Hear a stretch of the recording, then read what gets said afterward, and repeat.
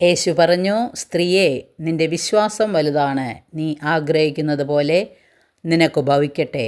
ആ സമയം മുതൽ അവളുടെ പുത്രി സൗഖ്യമുള്ളവളായി. മത്തായിയുടെ സുവിശേഷം 15-ാം അധ്യായം 28-ാം തിരുവചനം.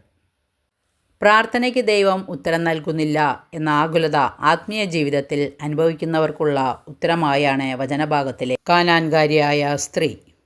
തന്നെ സഹായിക്കാൻ ഈശോ കൂട്ടാക്കുന്നില്ല എന്ന് തോന്നിയ അവസരങ്ങളിൽ പോലും ആ സ്ത്രീയിലെ വിശ്വാസവും എളിമയും പ്രത്യാശയും സഹനശക്തിയും മനസ്സുമടുത്ത യേശുവിൽ നിന്ന് അകന്നു പോകാതിരിക്കാൻ അവളെ സഹായിച്ചു.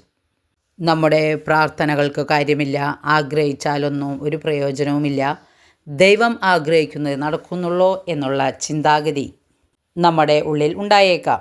വിശ്വസിക്കുക, വിശ്വാസമുണ്ടെങ്കിൽ ഏത് ആഗ്രഹവും നമുക്ക് സാധിച്ചു കിട്ടും. വചനം ഇഷ്ടപ്പെട്ടെങ്കിൽ ലൈക്ക് ചെയ്യണേ. Okay, thank you, by.